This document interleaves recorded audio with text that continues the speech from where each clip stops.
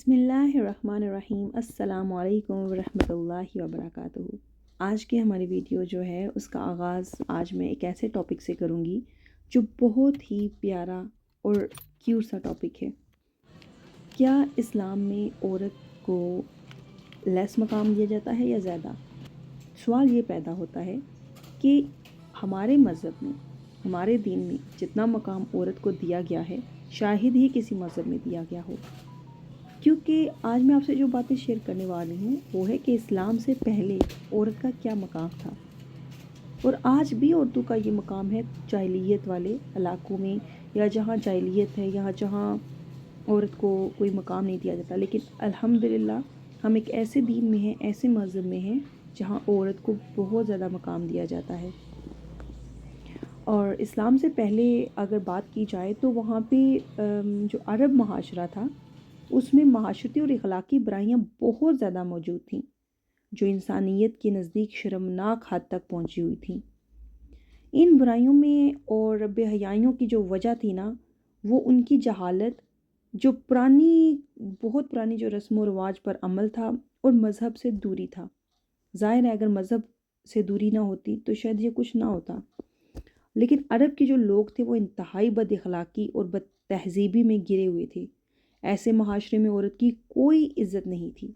مردوں کی نظر میں عورتوں کی کوئی حیثیت ہی نہیں تھی کہ وہ مردوں کے صرف نفسانی خواہشات پوری کرنے کا ایک کھلونا تھی۔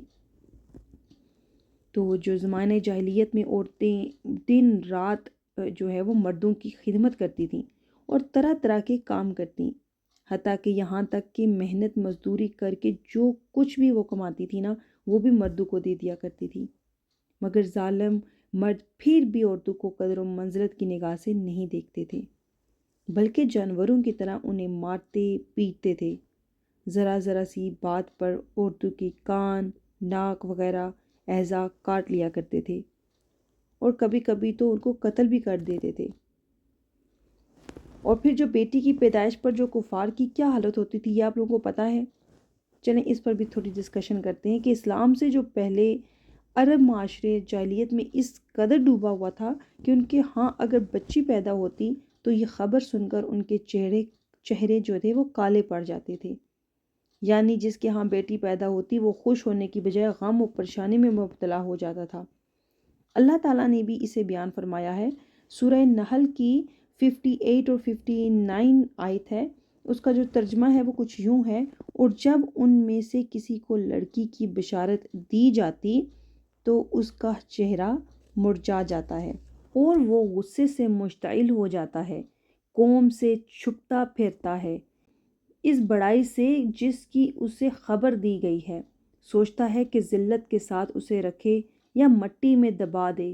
خبردار برا ہے جس کا وہ فیصلہ کرتے ہیں۔ یہ تھا آیت کا ترجمہ۔ ان آیات سے معلوم ہوا کہ زمانہ جاہلیت کے جو لوگ ہیں نافرمانیوں کی انتہا کو پہنچے ہوئے تھے۔ عرب کے لوگ قبل اسلام بد اخلاقی اور معاشرتی نافرمانیوں میں جکڑے ہوئے تھے۔ ان لوگوں کی اخلاقی حالت اس قدر خراب تھی کہ بیٹیوں کے پیدا ہوتے ہی انہیں زندہ درگور کر دیا کرتے تھے اور بیٹی کی پیدائش پر پریشان ہو جایا کرتے تھے۔ جب اسلام کی روشنی پھیلی تو انہیں یہ تعلیم دی گئی کہ ان نافرمانیوں اور برائیوں سے باز آ جاؤ، اپنی اولاد کو ہرگز قتل نہ کرو، اللہ تعالیٰ تمہیں اور انہیں رزق دیتا ہے۔ اسلام نے لوگوں کو معاشرتی برائیوں سے نکالنے کی ہر ممکن کوشش کی ہے۔ عرب معاشرہ جاہلیت میں اس قدر ڈوبا ہوا تھا کہ ان کے ہاں جب لڑکی کی پیدائش ہوتی تو یہ خبر سن کر غم اور پریشانی میں مبتلا ہو جاتے۔ بیٹی کی پیدائش پر اگر اس کا باپ چاہتا کہ یہ بیٹی زندہ رہے، اسے زندہ دفن نہ کیا جائے، تو اسے اون یا بکریوں کا بنا ہوا جبہ پہنا دیا جاتا اور جنگل میں اسے اونٹ اور بیر بکریاں چرانے پر مقرر کر دیا جاتا تاکہ اسے کوئی دیکھ نہ سکے کہ اس کے گھر بیٹی موجود ہے۔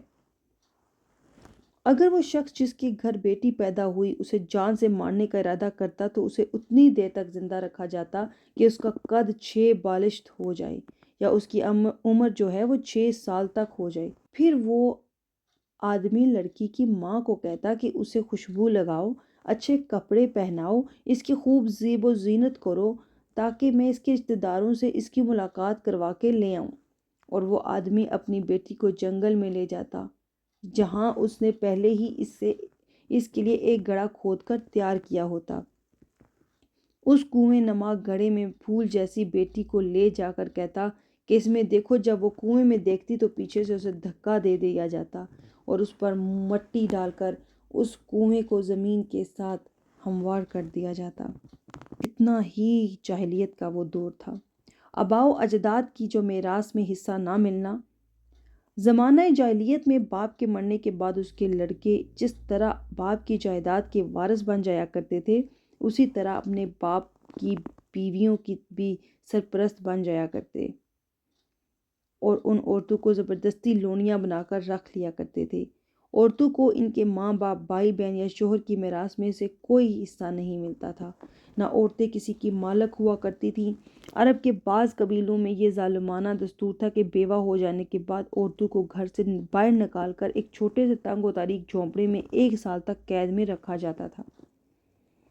وہ جھونپڑے سے باہر نہیں نکل سکتی تھی، نہ غسل کرتی تھی، نہ کپڑے بدل سکتی تھی۔ کھانا، پانی اور اپنی ساری ضرورتیں اس جھونپڑے میں پوری کرتی تھیں۔ بہت سی عورتیں تو گھٹ گھٹ کر مر جاتی تھیں، اور جب جو زندہ بچ جاتی تھی تو وہ 1 سال کے بعد ان کے آنچل میں اونٹ کی مینگنیاں ڈال دی جاتی تھیں اور ان کو مجبور کیا جاتا تھا کہ وہ کسی جانور کے بدن سے اپنے بدن کو رگڑیں، پھر سارے شہر کا اسی گندے لباس میں چکر لگائیں اور ادھر ادھر اونٹ کی مینگنیاں پھینکتی ہوئی چلتی رہیں۔ یہ بات اس کا اعلان ہوتا تھا کہ ان عورتوں کی عدت ختم ہو گئی ہے۔ اسی طرح کی اور بھی طرح طرح کی خراب اور تکلیف دہ رسمیں تھیں جو غریب عورتوں کے لیے مصیبتوں اور بلاؤں کا پہاڑ بنی ہوئی تھیں، اور بیچاری مصیبت کی ماری عورتیں گھٹ گھٹ کر اور رو رو کر اپنی زندگی کے دن گزارتی تھیں۔ غرض اسلام سے پہلے عورت کا کوئی مقام نہیں تھا۔ عورت کو جو مقام دیا گیا وہ اسلام نے ہی دیا۔ اسلام نے عورت کو ہر طرح سے اعلیٰ شان والا مقام دیا۔ ماں کا مقام، وہ مقام جس میں اللہ تعالیٰ نے ماں کو 3 درجہ باپ سے زیادہ فضیلت عطا فرمائی، اور ہر جگہ عورت کا ایک خاص مقام ہے۔ اب میں یہ بتاؤں گی کہ عورت کو اپنی رسپیکٹ کیسے بڑھانی چاہیے اس دور میں جہاں پہ ہر طرف بے حیائی پھیلی ہے۔ ہر طرف آج کل کے ویسٹرن دور میں، ویسٹرن ملکوں میں، پاکستان میں ایون ہر جگہ عورت یہ چاہتی ہے کہ وہ کہے کہ میرا جسم میری مرضی۔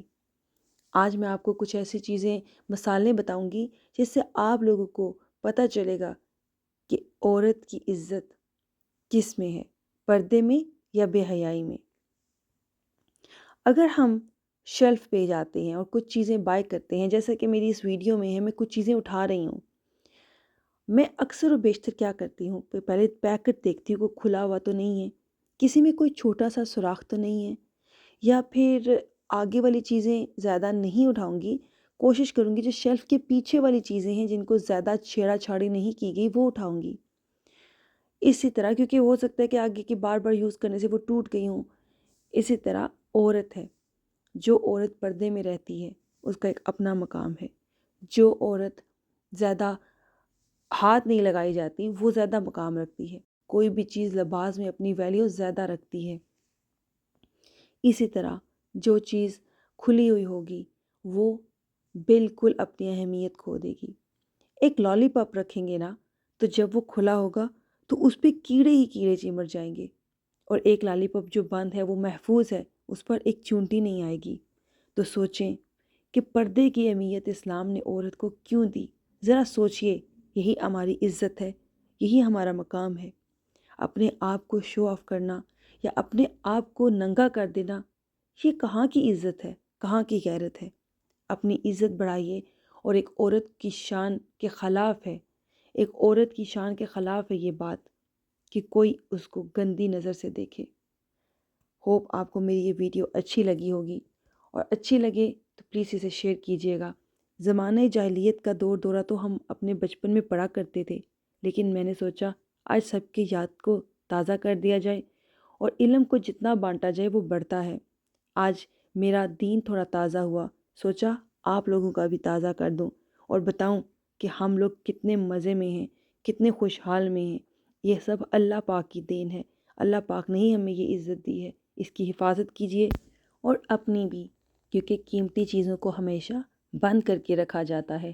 ہیرے کو اگر آپ کھلا چھوڑ دیں گے تو وہ بہت جلد چرا لیا جائے گا، جو بھی اس کو دیکھے گا اس پر جھپٹ پڑے گا۔ اللہ پاک نے عورت کو بھی ہیرے جیسا مقام دیا، کیونکہ عورت بھی بہت قیمتی ہے۔